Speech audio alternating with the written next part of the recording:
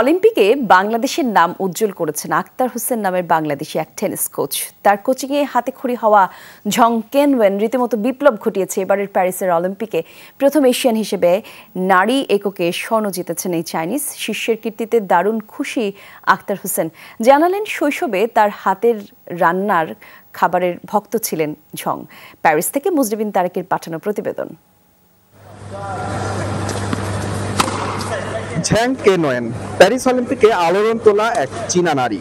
শুধু চীন নয়, এশিয়ার প্রথম নারী হিসেবে অলিম্পিকে টেনিস এককে স্বর্ণ জয়ের কীর্তি করেন তিনি। ঝ্যাংয়ের এমন কীর্তির সঙ্গে জড়িয়ে আছে বাংলাদেশি এক কোচের নাম আক্তার হোসেন।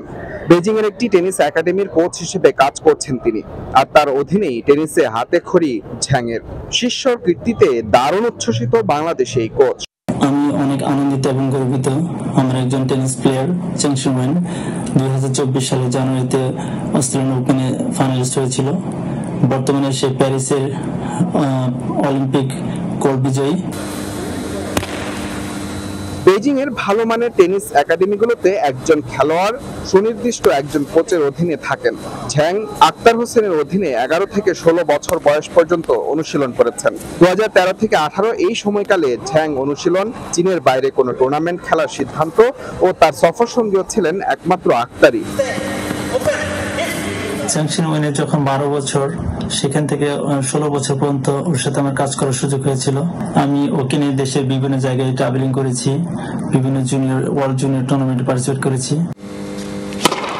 সব ছাপিয়ে ঝ্যাং এখন বিশ্বের অন্যতম সেরা টেনিস খেলোয়াড়। বছর তিনেক আগে উইম্বলডনে সেমিফাইনালে ওঠার পর 2023 সালে এশিয়ান গেমসে টেনিস এককে স্বর্ণ, ইউএস ওপেনে নারী এককে রানার আপ। সবশেষ অলিম্পিকে জিতলেন স্বর্ণ। অলিম্পিক জয়ী এই টেনিস তারকার পছন্দের শীর্ষে অবশ্য বাংলাদেশি এক খাবার, যা রান্না করে খাওয়াতেন আক্তার নিজেই। সবসময় বলতো, কোচ তোর বাংলাদেশের রান্নাটা আমার খুব ভালো লাগে। আমি সবসময় বাংলাদেশের কারি রান্না করে খাওয়াতাম।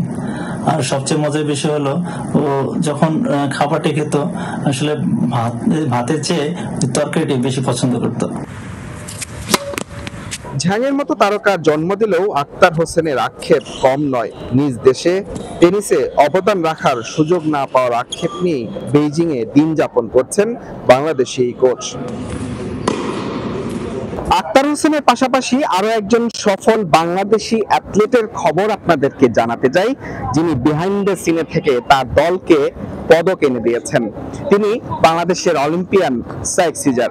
2008 সালের পর এই প্রথম যুক্তরাষ্ট্র জিমন্যাস্টিক পুরুষ দল ব্রোঞ্জ পদক জিতেছে।